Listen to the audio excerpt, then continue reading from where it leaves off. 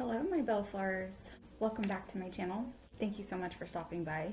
My name is La Bellefleur Guinevere. I'm Gwen. Gwen is my name. It's part of my witch game. This video is going to be talking about shadow work. What is it? How to do it, applying the 4-step and what that is, and in a 12-step recovery program if you're not familiar with it. So I thought it'd be kind of interesting because as I was watching other videos on YouTube and researching, I haven't really seen very many videos regarding 4-step and a 12-step recovery and refer to it as shadow work. And more of shadow work I do see in witchcraft, part of a ritual and a routine. Kind of like just an internal psychological maintenance, just to kind of get that mind clear and get to higher self.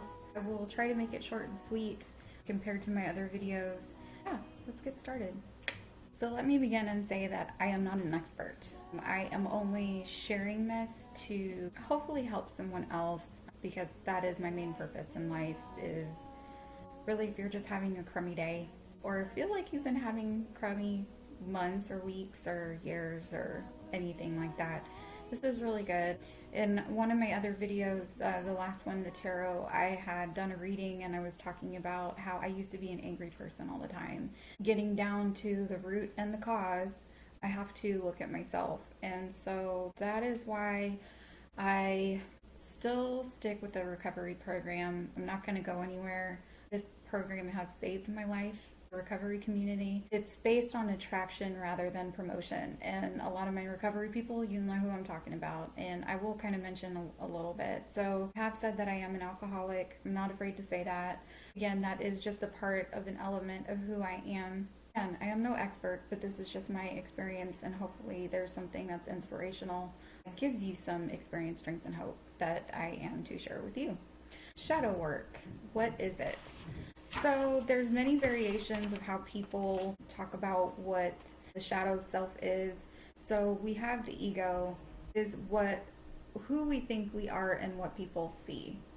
Then there is the shadow self, which are traits that we don't want other people to see, so they're buried deep down in the subconscious. Again, it's kind of like when we're faced with some sort of situation in life where we feel uncomfortable or some sort of discomfort. That is this shadow self trying to appear. Some people will lash out, some will show anger, some will close off, they will isolate, go into different addictions, and just to kind of like numb that feeling if it's overly consuming their life. And unfortunately, and fortunately, that was myself. I did not want to accept the part that I was an empathic person, and this kind of makes it a little sticky when it gets into 12-step recovery.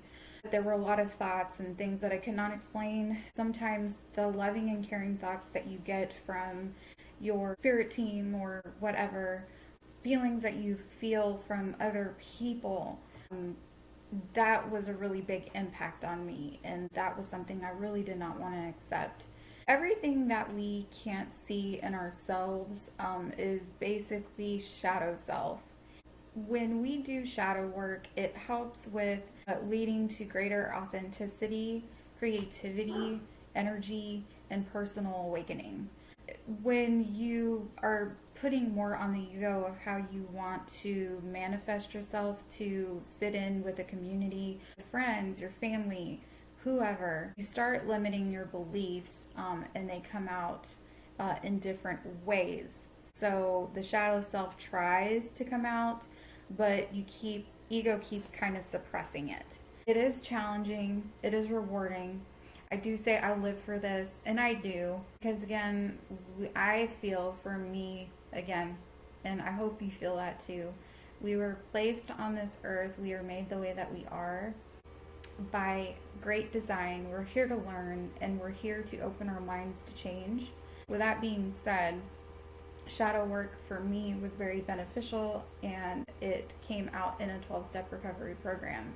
All right, so the shadow self, where does it come from? Dr. Carljung, he actually is the one who was studying and taking a look at this. He was a Swiss psychiatrist. He took a really big interest on people who suffered from alcoholism in the 1920s. He was actually acknowledged by Bill Wilson, who was one of the co-founders for Alcoholics Anonymous, and wrote a letter to him in the 1960s to tell him thank you so much, because he might not have realized it, but with his findings about a spiritual experience and uncovering the things that we don't want to reveal about ourselves, actually inspired the main guts of the program and helped people to recover from a hopeless state of mind and body. Another side note about that is Dr. Jung's, one of his patients was a name of Roland H. or Roland Hazard. Hazard actually got to meet Bill Wilson, and then they started writing the book together about what they were discovering and what worked. Just because of just mere coincidence and how the universe works, you have Dr. Jung doing the study, you have a patient who needs treatment, who meets another alcoholic just like him, and now we have a 12-step recovery program. 12-step is, again, it's a set of guidelines for people in Alcoholics Anonymous, Narcotics Anonymous, Cocaine Anonymous, Pills Anonymous, Overeaters Anonymous, the list can go on. There's also Al-Anon, Codependent Anonymous. The 4-step is defined as made a searching and fearless moral inventory of ourselves. So what does that mean? In chapter 5 of how it works, it says that a business which takes no regular inventory usually goes broke. Taking a commercial inventory is a fact-finding and a fact-facing process. It is an effort to discover the truth about the stock and trade. One object is to disclose damage or unsellable goods, to get rid of them promptly and without regret. If the owner of the business is to be successful, he cannot fool himself about values. He did exactly the same thing with ourselves. We took stock honestly. First, we searched out the flaws in our makeup, which caused our failure. Being convinced that self, manifested in various ways, was what had defeated us. We considered its common manifestations. Resentment is the number one offender. It destroys more alcoholics than anything else. From it stems all forms of spiritual disease, for we have been not only mentally and physically ill, we have been spiritually sick. When the spiritual malady is overcome, we straighten out mentally and physically. In dealing with resentments, we set them on paper. We list people, institutions, or principles with whom we were angry. We asked ourselves, why were we angry? In most cases, it was found that our self-esteem, our pocketbooks, our ambitions, our personal relationships, including sex, were hurt or threatened. So we were sore. We were burned up. On our grudge list, we set opposite each name our injuries. Was it our self-esteem, our security, our ambitions, our personal or sex relations which had been interfered with? So later on page 65, there's an example where it has many examples of a person who is mad at who. For me, what I did is I got a journal, and a lot of people, when they talk about shadow work, talking about meditating and writing it out, that is very important. Put it pen to paper. What I did was I put one page for particular people so I can write what the cause of what me feeling a certain way about them was. So I did it for people, I did it for beliefs, I did it for institutions, I did it for work, whatever. You can do it for everything. When you do that, you ask yourself the question of what is it affecting? What did it stir up inside me? And it talks about self-esteem, security, which could really be your finances, your emotional security, relationships that you have, whether they're intimate or not intimate, your ambitions. You start with the list, write down what the person did to you, and what did it affect. If you look at the example in the book, I will just take, for example, let's say it's a person you don't get along with at work. So it says, my employer. Why are you mad at your employer? Well, they're unreasonable, unjust, overbearing, threatens to fire me for drinking, and padding my expense account. Okay, so again, I know not a lot of people are alcoholics. Again, I love everybody here. And come with it with an open mind. I say alcoholics, replace it with another word. It doesn't have to be alcoholic or addict or whatever. Just get rid of that title and talk about what applies to you, to think of it in that tune of why you're feeling a certain way and wanting to come out on the other side a little bit stronger and a little bit better. I went with this with my sponsor. She said, also do another column and talk about your part. If I'm looking at the situation, look at my part on why I'm feeling angry. What could I have done? What did I do? That is a big one. And if nothing comes to mind, there are several things that could happen, because there are some pretty awful things that could have happened that are past hurts and trying to work through. It's really good to do with a therapist if you are seeing one. Maybe expressing it with a trusted friend that you know that's not going to pass off judgment and they love you. And I mean, they really keep your deep, deep, darkest secrets. And you actually might be surprised that they might have some of their own and they're willing to share with that vulnerability that you have. Brene Brown, yes, vulnerability. Brene Brown, she good stuff. She real good stuff. Sex inventory. Say, Gwen, did you just say sex? Yes, I did. Yes, I did. Yes, we have a sexual inventory. And get your head out of the gutter, because it's not what it really means. But it kind of coincides, right? Basically, you write out all your indiscretions. They could be intimate or just kind of involvements. Maybe not anything really sexual, but again, maybe why you were in a relationship with a certain person. When you do that, the sex inventory is not something to be bragged about, okay? Number one, if you were having all these indiscretions, and it is not for judgment, you are learning about yourself. And the greatest gift that I got from doing this was finding the self-respect in myself that I did not have. Sorry, spoiler alert. You're going to find out that you may be trying to make other people happy. You're trying to bring about that self-love for yourself and finding respect for yourself and not for anybody else. So side note with that, it's not about making other people happy for self-validation for you. You need to find your own happiness so you can be happy with yourself, not for other people. Another book that we heavily use in Alcoholics Anonymous is the 12 Steps and 12 Traditions, a little further in depth than what you get out of the big book. And this is just what I found helpful for me, and the deeper that I get into these books, I really try to put it in a pattern to where it makes sense. So when you do the sex inventory, here are some questions, and this is out of step 4 out of our 12 steps and 12 traditions. When and how, in just what instances, did my selfish pursuit of the sex relation damage other people and me? What people were hurt?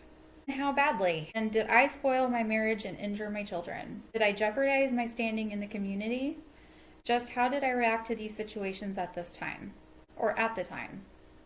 Did I burn with the guilt that nothing could extinguish, or did I insist that I was the pursued and not the pursuer, and thus absolve myself? How have I reacted to frustration in sexual matters? When denied, did I become vengeful and depressed? Did I take it out on other people? If there was rejection or coldness at home, did I use this as a reason for promiscuity? So self-love, man, it is the best thing. I'm still learning to love myself, but I love myself more than I ever have. And when we talk about the sex inventory, it covers maybe why we were in relationships with other people. Maybe we were getting that validation that we needed of the love from other people than us giving the love to ourselves. I've also noticed when you do this, just a hint, ladies, when you're asking about, when is my twin flame coming? Maybe this might help on you making a list, just like the men do, of what they want and what they don't want. Then you'll probably know what you want to. Really just kind of be open to the possibilities. So, last piece of the 4-step inventory, we talk about fears. And the only thing I could suggest about that is you write out what scares you. Straight and simple. What fears do you have and why do they scare you? My only recommendation for this is if you do a Google search, hence not right now, but after you watch this video, go to the Google search in the link up top of me, and I'll have it on for a little while. And really the question is that at the end of it, did your self-reliance fail you? That really kind of concludes for the 4th step. So once you've kind of uncovered all this stuff, again, you don't have to go into this program, but it is a really nice way, and we call it a design for living.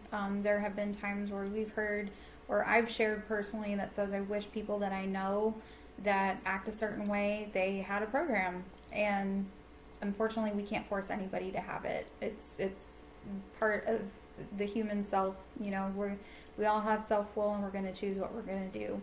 You have this steps 5, 6, 7, 8, and 9. I won't get into it very much, but again, it goes into turning to your higher power. In the big book, it's called God, but God is really whoever you want it to be, and whoever you have a spiritual connection to, and who you believe in. And it's not on any other person's beliefs, okay? And you can choose to share. You can find your own way that you think that might be beneficial for you to release in part of your ritual. Personally, I have found that sometimes burning the list after you've shared or given it to your higher power, shared it with someone that you can really trust, that doesn't have a biased opinion, release it. And you can do that under a full moon when that comes, and so that way it's released out into the world, so you can bring in that good energy coming in. So with that being said, guys, I hope I got all this in a nutshell. Readings from the 12 and 12 in Shakespeare. All these failings generate fear. Then fear in turn generates more character defects. Unreasonable fear that our instincts will not be satisfied drives us to covet the possessions of others, to lust for sex and power, to become angry. And when our instinctive demands are threatened, to be envious. When the ambitions of others seem to be realized while ours are not, we eat, we drink, and we grab for more of everything than we need, fearing we shall never have enough. And with genuine alarm at the prospect of work, we stay lazy. We loaf and procrastinate, or at best work begrudgingly under half steam. These fears are the termites that ceaselessly devour the foundations of whatever sort of life we tried to build. So when AA suggests a fearless moral inventory, it must seem to every newcomer that more is being asked of him than he can do. Both his pride and his fear beat him back every time he tries to look himself within. Pride says, "You need not look this way." The fear says, "You dare not look." But the testimony of AAs who have really tried a moral inventory is that pride and fear of this sort of turn out to be boogeymen, none else. We have a complete willingness to take inventory and exert ourselves to do the job thoroughly. A wonderful light falls on this foggy scene. As we persist, a brand new kind of confidence is born, and the sense of relief at finally facing ourselves is indescribable. These are the first fruits of step 4. If you have any questions, please comment below. If you like this video, give it a like, give it a thumbs up, or show some love and share it if you think that somebody might benefit from this. So until next time, be good to one another, love yourself, and love and light to you. Bye, my Bellflowers.